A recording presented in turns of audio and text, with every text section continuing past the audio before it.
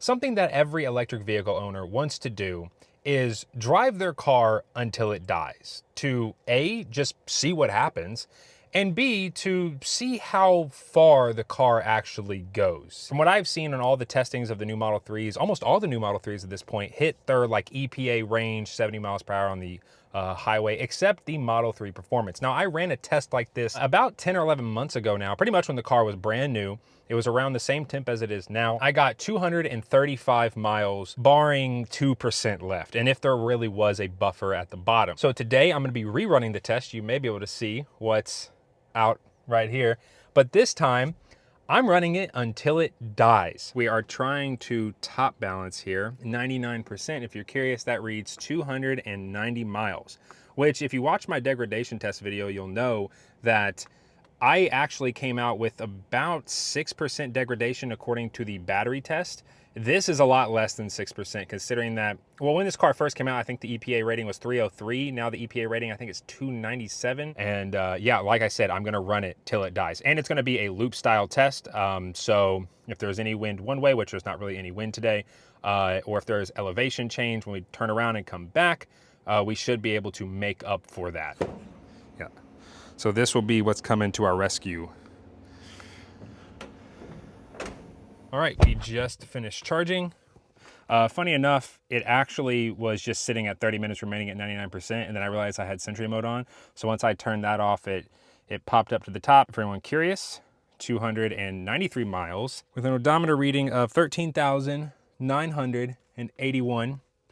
There we go, and save. Gonna reset this one. Bam, right there. So 293 miles is what it's reading. And my prediction right here at the beginning, it's 6:02. We're gonna finish probably around 10 p.m. My prediction is that we're gonna get 250-ish miles with the warp wheels on, considering degradation over the past 13,000 miles. I'm predicting around 250 to 260. I'm kind of giving myself a range anywhere between like 75 to 80. If I do need to speed up for something, I will. If I slow down to 75, I will. But all in all, I'm trying to go for a more like real world range test, if that makes sense. Let's get up to speed and we'll lock this in. What is that? Is that a, ooh, oh God, I think I just hit a turtle. Well, if the car blows up, we know what that was. I didn't realize that was a turtle. I thought it was just something like a little soft piece of like tire or something. Let's get into our autopilot settings. Max speed offset at 0. We're gonna be in a standard profile.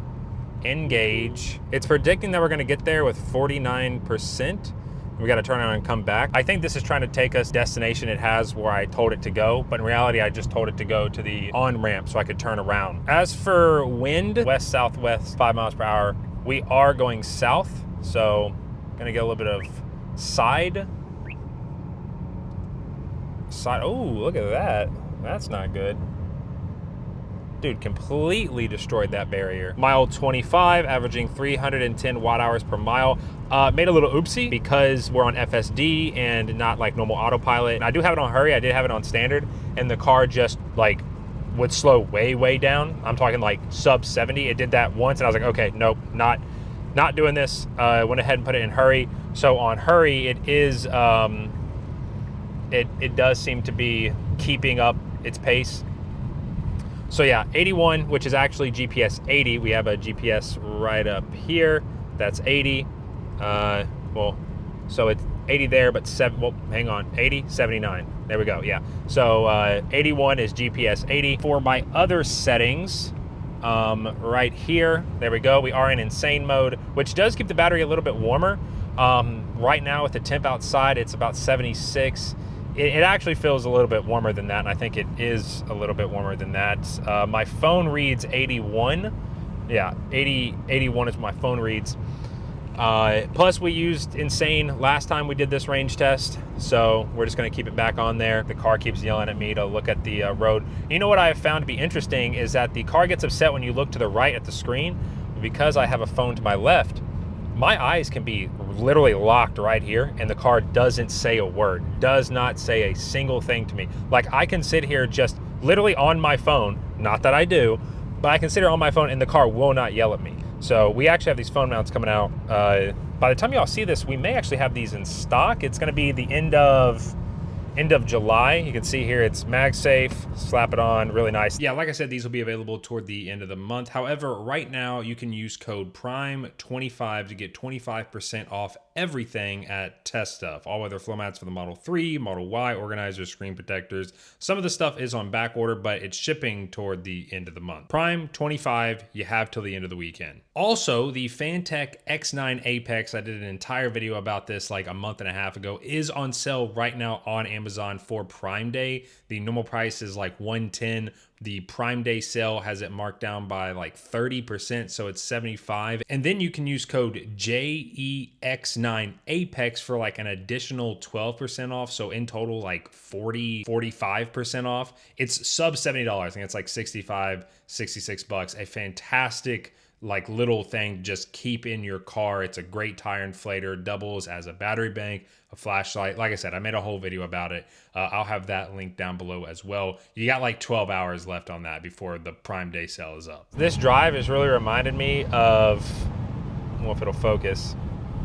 This reminded me of my way back from Florida a few years ago here on the channel, where we had to drive through Tennessee from, I think it was North Carolina. We drove up through Tennessee and into southern Kentucky. It's got all these mountains and stuff. Well, of course, as soon as I turn the camera on, it's not a beautiful view anymore, but you know, just tons of mountains covered in trees. Had the fog coming up just back there going across the bridge, like the fog from the water is like rising. All right, what are we gonna do here, Mr. Elon Musk? We got a big ass trailer right there. We're coming up on it. Are we not gonna get over? Huh. Might have definitely gotten over, but I mean, at least it didn't hit it, so. No, I was kind of just curious what it would do there. It's starting to rain again, of course. Can't get away from the rain. There's a little bit of sunshine right over there, if y'all can even see it. But not for us, not for us. And we're back on auto. Yeah, I'm not doing auto. This thing's going on max. There we go. That's what I'm talking about. Let those babies rip. The car just loves sitting in the left lane. Loves it, loves it. And you know, on like big open stretches like this, people aren't gonna like get behind you and wait for you to move. They're just gonna immediately lane change over. I wish that the car would lane change over a little bit sooner if it can, and it sees that there's a car coming up behind it, instead of just sitting in the left lane and letting people like go around. I'd much rather just get out. I'd much rather just not sit in the left lane, which it's not doing right now.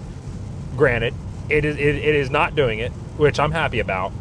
But a lot of the times, yeah, it'll just get in the left lane and sit. It will get over, but people have to like, or at least from my experience, people have to be like right up on my ass, and then it'll get over. So just to kind of show you right here, yeah, we're about to be right in the middle of it, but it'll pass. So on our way back, we shouldn't really be in any type of rain. But I mean, we're still holding steady. Car's still doing good, driving itself. 300 watt hours per mile. Yeah, it's crazy. You drop this thing down to 70 and all of a sudden you're getting like 250, 260. All right, we are coming up on 100 miles, 300 watt hours per mile, pretty much just stuck right there. I don't expect that to get any worse or get any better. What did get worse was the rain. Of course, now it's not, passed through it. But yeah, I had my first ever incident where FSD, in the middle of it, just a downpour, decided to reduce the speed, and instead of gradually slowing down, so you know, if it's raining really hard and you slam on your brakes, you're probably going to start hydroplaning. Yeah, it just slammed on its brakes, and I felt the car start to hydroplane. I didn't take over though. I didn't take over. The car caught itself. Traction control on these cars are really, I mean, as good as it can be. My wheels are also pretty new and everything, or the tires. They're still the stock tires that came with the car. I just haven't really put many miles on them, like less than 10,000. Car caught itself and then proceeded to lower the speed down again from 75 to 70. Took it all the way down to 65. At that point, I took over. And that was all within the span of like a few seconds. So it was like 75, slamming the brakes. I was like, oh crap, we're about to start sliding.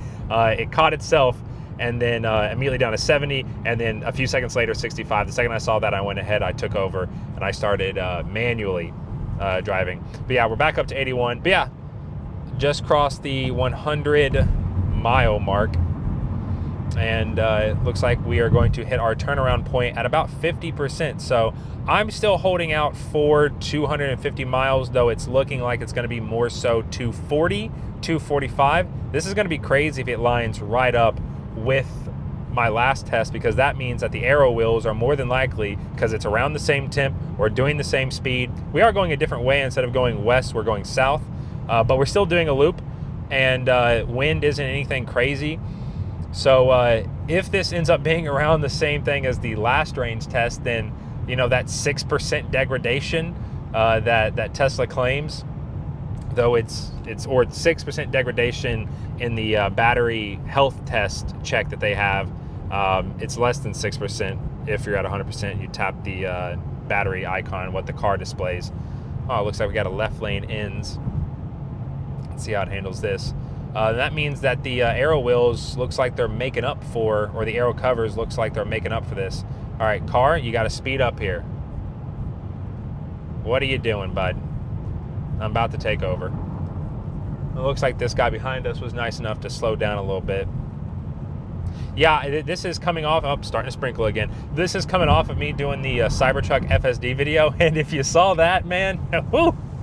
Yeah, FSD has got some ways to go on that Cybertruck. Oh my goodness, more rain!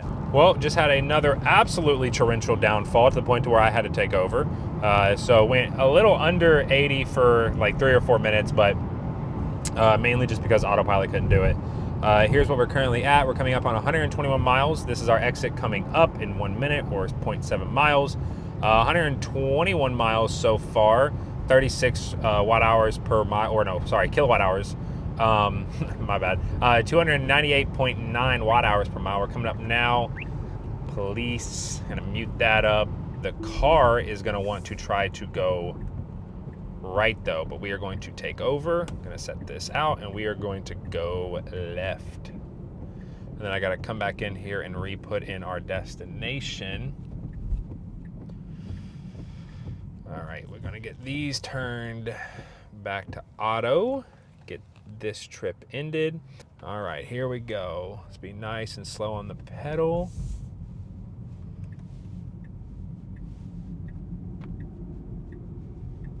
And there we go, right back on the interstate. Looping around. All right, I'm gonna get back up to speed, get our destination put in, and I'll pick back up from there. All right, so destination in, arrival time 9:21. It's currently 7:45. It has us arriving at roughly about 2%. This is not an exact loop back, so we are going to get off the interstate a little bit earlier, but that's just because the bypass from where we started, I can essentially run that bypass, and I know the area really well. I know where I can pull off, be safe to pull the truck up and charge the car. It's telling us to stay below 70.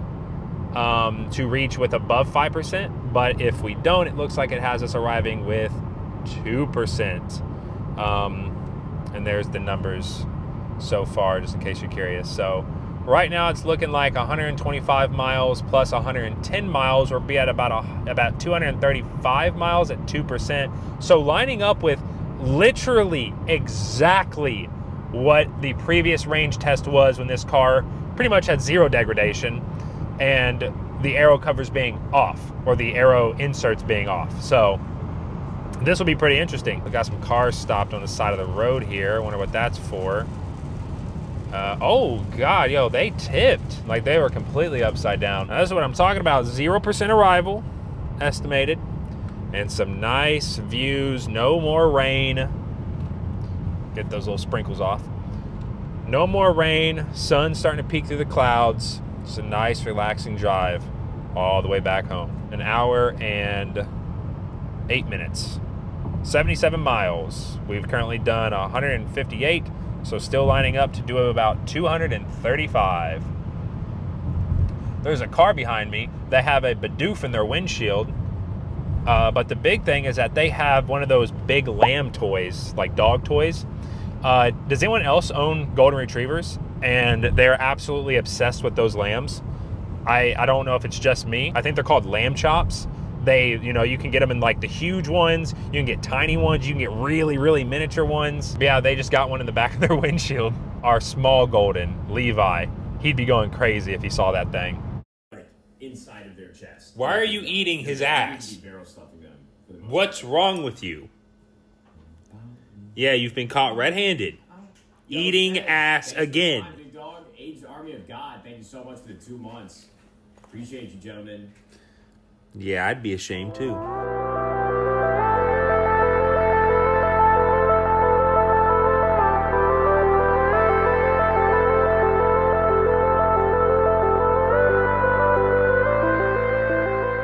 All right, checking in here at the 200-mile mark.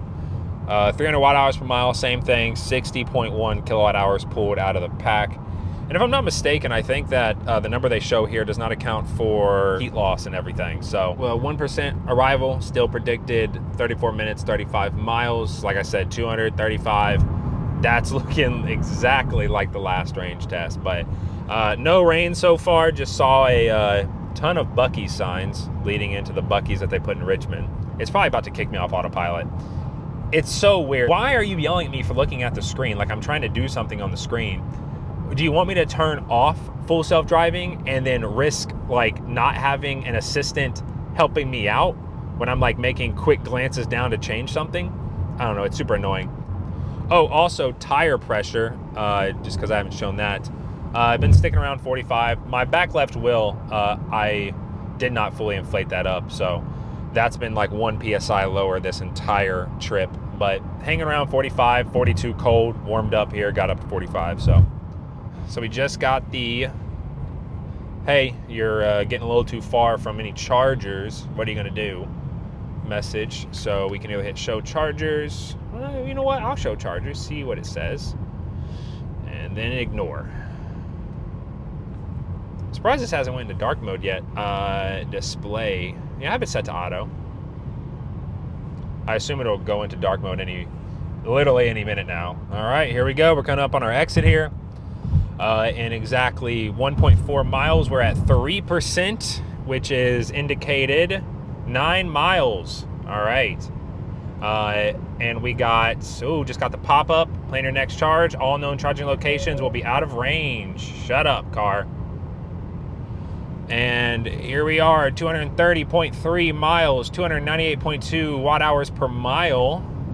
We still got 5.6 miles left, which we're actually going to be not taking a left into the Kroger where we should be. We're going to be taking a right, getting on the bypass so we can keep our speed up to around about 55. We will be going through stoplights and everything, but I really don't want to die on the side of the interstate. So that's why we're doing that. It looks like the Cybertruck just got unplugged. So it looks like the lady will be coming to our rescue with the big old truck. Huh? You in the truck? I'm getting there right now. All right, I'm getting off the exit. I'm at the light right now. I got exactly 3%. However, I think this thing is gonna go a little bit under 0%. I know that yesterday we charged up to 90%, and you said you got home from Cincinnati with what, like 20, 25? Yeah. Yeah, so it should be well calibrated. Battery should be. So what it's saying is, like in terms of how much we got left, which is 3%, should be pretty accurate. Now, if we hadn't charged it up to 100 and drained it down in some time, I'd be a little bit more wary. But the little dots on the side, you know, like when you start getting low, the dots are appearing on the accelerator side. I only have like 3 or 4 of those dots, and we're at 2%. So yeah, I think this thing is going to go a few more miles underneath 0. All right, here we are at 2% with 235 miles, literally on par with our last range test. So now we get to figure out what these last 2 percentage points can really get us. All right, so we just got a pop-up here. We just hit 0%. Got this pop-up, says use navigation to see estimated battery level and ensure arrival. For a second, I thought that was you. But no, it was a Juniper driving by. You know, I've been seeing more and more of those around town. Yeah, where are you at? I'm about to pass the Lexus Way. So normally, if you have something in your nav, this is why the nav tells you to ensure arrival. As long as it's like above, assuming that your battery's calibrated and whatnot, as long as you're above like -2, -3, like if it has you arriving at 0 to -1%, you should be fine, because there is that buffer on the bottom, which right now we're tearing into. We got to 0% at 70 point, let's see here. We got here at 70 point, I think 3 kilowatt hours drawn out of the pack. So if there really is that 3-ish kilowatt hour buffer at the bottom, then we should have quite a few more miles. I was hoping we'd get to 250, and I'm still hopeful. I'm not stopping. I'm going right on through. Sorry, old Model S. There's our rescue.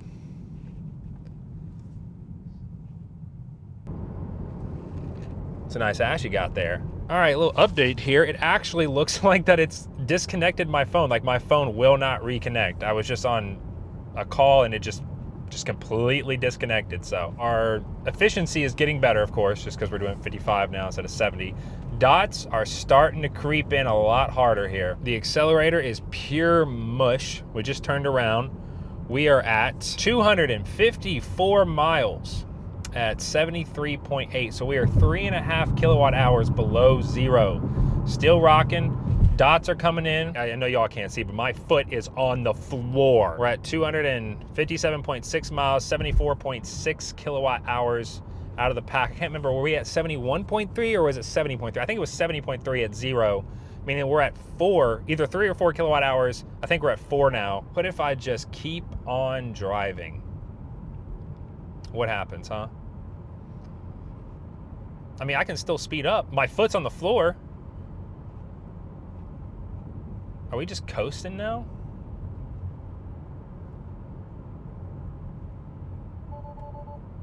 There it is, vehicle shutting down, pull over safely. I mean, I'm still going. I'm still going. Put on the hazards. This is weird. You would think it'd start slowing you down. But we're still cruising. Oh, she's getting mad now. Oh, there we go. Dots are gone. We're still going though, baby. We're coasting it. Oh, I don't think I'm able to get around this turn. Okay, all right. We're gonna pull off right here. We are dead. I cannot, my foot is on the accelerator. I cannot do anything. Foot is down, car is dead. 259 miles, just a hair off of 260. Here comes our rescue with total duration 3 hours, 40 minutes, 74.8 kilowatt hours pulled, average efficiency 288.9. All right, I'm gonna swap over to the phone and get us plugged in. Yeah, it looks like the whole car is frozen. Charge immediately. Car is not responsive. Well, this part is. This part is not. This part's completely dead. All right. Let's plug her in.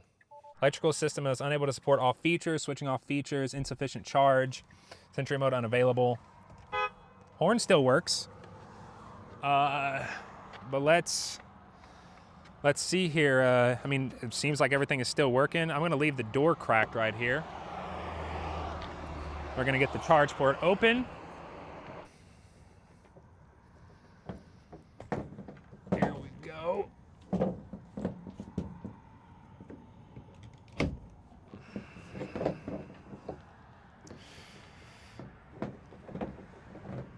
All right here.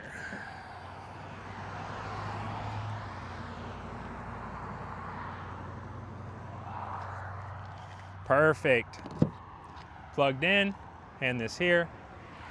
We do got to turn on accessory power in the truck though. Outlets on. There we go. I just heard the contactors click. And we are charging. We were not going to need too much, just a little bit.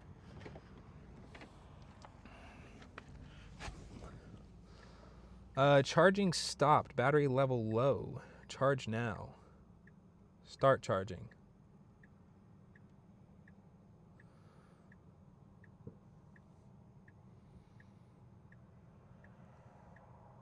But it's not wanting to charge. You hear the contactors click. I just heard him click up there. It's scrolling down. Maybe this is it right here. I just saw it pop up to 1 kilowatt. All right, there we go. Now we're pulling. It's not wanting to pull more than like 1 to 2 kilowatts. It did, yeah. It shot up to like 2.2, but That's it's because I had like the AC and the lights on. The second I turn that off, it dropped back down. But dude, people come in here flying. This was a terrible place for me to turn off at. No, it's just been teetering at like 1 kilowatt. I popped the front trunk so it wasn't the 12 volt. I mean, it could have been like the 12 volt was about to die, and it's just for the last few minutes been kind of getting that recharged up, but technically 16 volt. But yeah, it looks like now we're actually charging, which is good. I just checked the Tesla app, and like the second that this shot up from 1 kilowatt to 7, I immediately got a notification that my Sentry mode had turned off because the car was at 0%, which was, I guess, kind of a delayed notification. I guess the car really was dead. 7.4 kilowatts, and then after this, we can go to Buc-ee's, right, in the truck. You don't like driving it? it's just too big. What do you mean it's too big? There's no such thing as too big in America. But how has the ride been? Have you like disliked it, or, I mean, you've only driven it for like 30 minutes. I mean, How does the steering wheel feel when you like, when you're like turning it? when you turn it and you barely It have feels to turn crazy. it. I know it's Like crazy. whenever we pulled that U-turn up there, I like just had to go like barely. Yeah, and it, like, I know. whipped the whole thing around. I know. Kind of. I don't think that. I don't may or think may that was not a have, like- turning lane. I don't think that was a turning lane It because I looked wasn't. for the turning lane, but I didn't see it, so I turned anyway though. It wasn't. I just watched you pop a Yui and I. All right, so I just got us unplugged. We are at 7 miles, which should be enough to get home. No, for a second, I really thought that it was not gonna charge. I popped the front trunk just in case.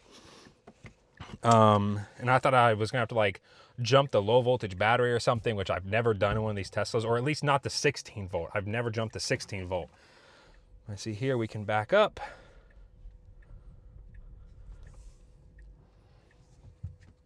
Oh, there we go.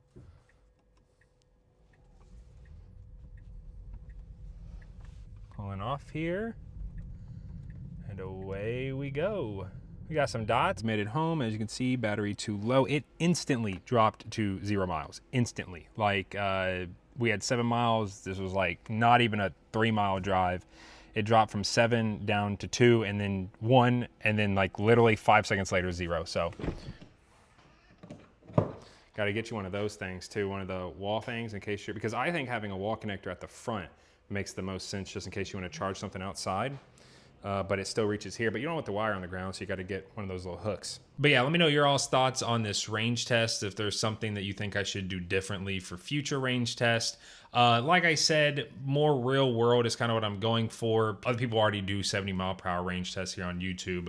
And, you know, for me and a lot of people I know, 80 is kind of the average that you're doing. I was honestly pretty impressed that, yeah, the buffer is real. We got 4.5 kilowatt hours under 0, or about 20 miles. Like I said, let me know your all's thoughts on the test, if there's anything you want to see me do differently. As well, we got the Plaid coming up in a few weeks, and then also the new Model Y Performance, which with all the sightings we're seeing, I can only assume that's going to happen sometime soon. And then the tax credit ending on September 30th. I can only assume that Tesla is in overdrive right now trying to get that car out because they know a ton of people are waiting for it. So yeah, let me know your all's thoughts.